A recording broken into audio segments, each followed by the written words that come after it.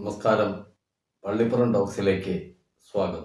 70കളുടെ മധ്യത്തിൽ നമ്മുടെ രാജ്യം അടിയന്തരാവസ്ഥയിലൂടെ നടന്നു നീങ്ങിയ നാളുകൾ, നാസി തടങ്കൽ പാളയങ്ങളെപ്പോലും കവച്ചുവെക്കുന്ന കോൺസെൻട്രേഷൻ ക്യാമ്പുകൾ രാജ്യമെങ്ങും പ്രവർത്തിച്ച രാപ്പകലുകൾ.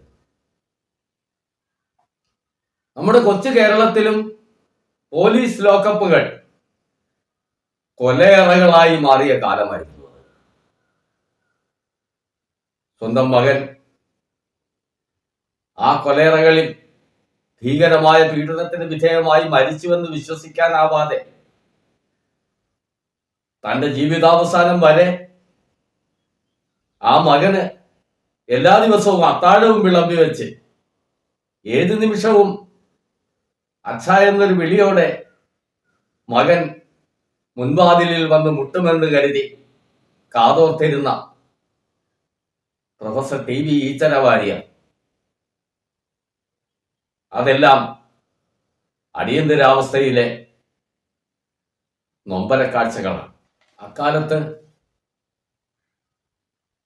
കണ്ണൂരിൽ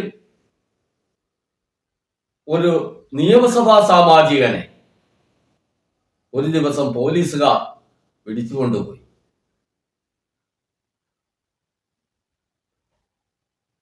അന്ന് ലോക്കപ്പിൽ വെച്ച് മനുഷ്യ മനസാക്ഷിയെ ഞെട്ടിക്കുന്ന രീതിയിലുള്ള ക്രൂരമായ മർദ്ദനമുറകളാണ് ആ യുവ MLA-ക്കെതിരെ കാക്കിക്കുള്ളിലെ മനുഷ്യമൃഗങ്ങൾ പ്രയോഗിച്ചത്. കേരള പിറവിക്ക് ശേഷം ആദ്യവും അവസാനവുമായാണ് ഒരു MLA ലോക്കപ്പിൽ ഇത്ര കടുത്ത പോലീസ് മർദ്ദനം നേരിടുന്നത്. സാക്ഷാൽ പിണറായി വിജയൻ. കാക്കിക്കുള്ളിലെ മനുഷ്യമൃഗങ്ങളുടെ സംഹാര താണ്ഡവം അന്ന് ആ പോലീസ് ലോക്കപ്പിൽ നടക്കുമ്പോൾ ആ പോലീസ് സ്റ്റേഷന്റെ ഭിത്തിയിലും സംസ്ഥാനത്തെ സർക്കാർ ഓഫീസുകളുടെയും വിദ്യാലയങ്ങളുടെയും പോലീസ് സ്റ്റേഷനുകളുടെയും എല്ലാം ഭിത്തിയിൽ ഇന്ദിരാഗാന്ധിയുടെ ചിരിച്ചുകൊണ്ടിരിക്കുന്ന ചിത്രമുള്ള ഒരു പോസ്റ്റർ അത് പതിപ്പിച്ചിട്ടുണ്ടായിരുന്നു. ആ ചിരിച്ചുകൊണ്ടിരിക്കുന്ന ചിത്രത്തിന് താഴെ ഏതാനും വരികൾ കുറിച്ചിരുന്നു. സോഷ്യലിസത്തിൻ വീതിയിലൂടെ തേരുതെളിക്കും ജേതാവേ, അധികാരത്തിൽ തുടരുക തുടരുക അവശജനങ്ങളെ രക്ഷിക്കാൻ. ഇതായിരുന്നു ആ പോസ്റ്ററുകളിലെല്ലാം എഴുതിയിരുന്ന കവിത. ഇതിപ്പോൾ പരാമർശിക്കാൻ കാരണം സെക്രട്ടേറിയറ്റിലെ ഒരു സംഘടനാ നേതാവ് പിണറായി വിജയനെ സ്തുതിച്ചുകൊണ്ട് പാട്ടെഴുതി എന്ന് പറഞ്ഞ് ഇവിടുത്തെ മുഖ്യധാരാ മാധ്യമങ്ങളുടെ പ്രവർത്തകരും സ്വതന്ത്ര രാഷ്ട്രീയ നിരീക്ഷക വേഷം കെട്ടിയാടുന്ന കുറെ വൻപുള്ളികളും നിരന്തരം പിണറായി വിജയനെ വള്ളു പറയുകയും വേട്ടയാടുകയും ചെയ്ത് നടക്കുന്ന ഇവിടുത്തെ പ്രതിപക്ഷത്തിന്റെ നേതാക്കന്മാരും എല്ലാം ഇതൊന്ന് ഓർത്തിരിക്കുന്നത് നന്നായിരിക്കും. പക്ഷെ അന്നത്തെയും ഇന്നത്തെയും കാലം തമ്മിലൊരു വ്യത്യാസമുണ്ട്. അന്ന് രാജ്യം മുഴുവൻ ആ അടിയന്തരാവസ്ഥക്കാലത്ത് രാജ്യം മുഴുവനുള്ള ഈ നരനായാട്ടിനെതിരെ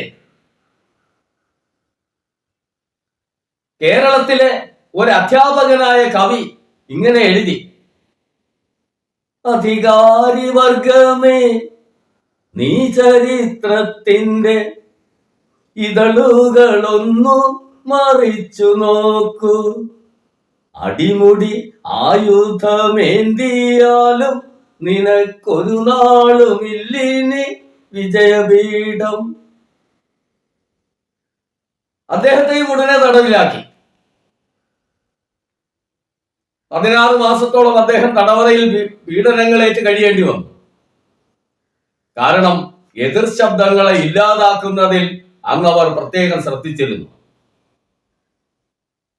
എന്നാൽ ഇന്ന് പിണറായി വിജയൻ ഭരിക്കുന്ന കേരളത്തിൽ അദ്ദേഹത്തെ ചെത്തുകാരന്റെ മകനെന്ന് വിളിച്ച് ജാതിപ്പേരുകളൊക്കെ വിളിച്ച് ആക്ഷേപിക്കുന്നതിൽ പ്രതിപക്ഷത്തെ ചില നേതാക്കന്മാർക്ക് എന്തുത്സാഹമാണ്. നാമജപ ഘോഷയാത്രയുടെ മറവിൽ ചില കെട്ടിലമ്മമാർ അദ്ദേഹത്തെ ജാതിപ്പേരും കൂട്ടി പച്ച തെറിയും വിളിച്ച് തെരുവിലൂടെ നടന്നപ്പോഴും ആ തെരുവിലൂടെ നടന്ന ആ കാഴ്ചയും കേരളം കണ്ടതാണ്. അദ്ദേഹത്തെയും കുടുംബത്തെയും വേട്ടയാടാൻ ഇവരെല്ലാവരും ചേർന്ന് നടത്തുന്ന പ്രവർത്തനങ്ങളും എല്ലാം കേരളം പല പ്രാവശ്യം കണ്ടതാണ്.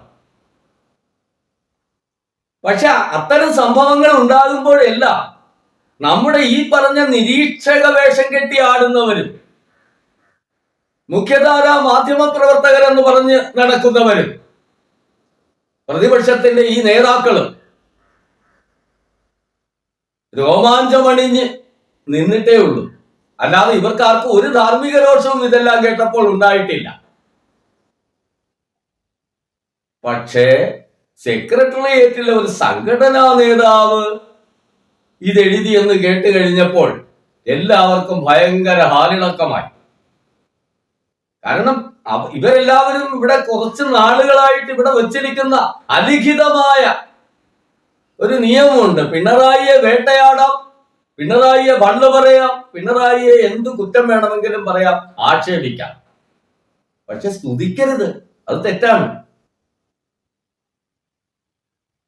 ഈ ഇരട്ടത്താപ്പ്, ആ ഇരട്ടത്താപ്പിൽ ഈ ഇരട്ടത്താപ്പ് ഇവർ കാണിക്കുമ്പോഴും ഒരു കാര്യം പ്രത്യേകം അഭിനന്ദനീയമാണ്, അത് ജനശ്രദ്ധ പിടിച്ചു പറ്റിക്കഴിഞ്ഞു.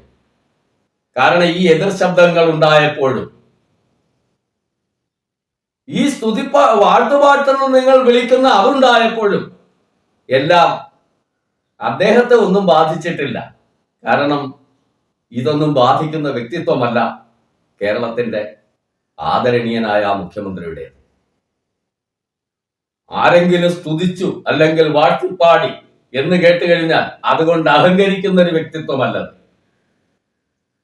തനിക്കെതിരെ ഉണ്ടാകുന്ന വിമർശനങ്ങൾ അതെല്ലാം വളരെ നിസ്സംഗതയോടെ, അത് ആ വിമർശകർ എന്ത് ഭാഷ ഉപയോഗിച്ചാലും അതെല്ലാം നിസ്സംഗതയോടെ കാണുന്ന വ്യക്തിത്വമാണ് അദ്ദേഹത്തിന്റെ. അതുകൊണ്ട് തന്നെ ഈ വാഴ്ത്തുപാട്ടിന്റെ പേരിൽ നിങ്ങൾ എല്ലാവരും ചേർന്ന് നടത്തുന്ന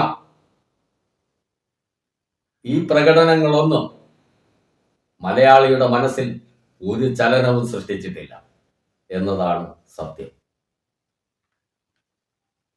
സ്നേഹിതരെ, നിങ്ങൾക്കും ഈ അഭിപ്രായമാണെങ്കിൽ ചാനൽ സബ്സ്ക്രൈബ് ചെയ്യുക, നിങ്ങളുടെ അഭിപ്രായങ്ങൾ കമന്റ് ബോക്സിലൂടെ അറിയിക്കുക, ലൈക്ക് ചെയ്യുക. സസ്നേഹം, നിങ്ങളുടെ പ്രദീപ് കുമാർ.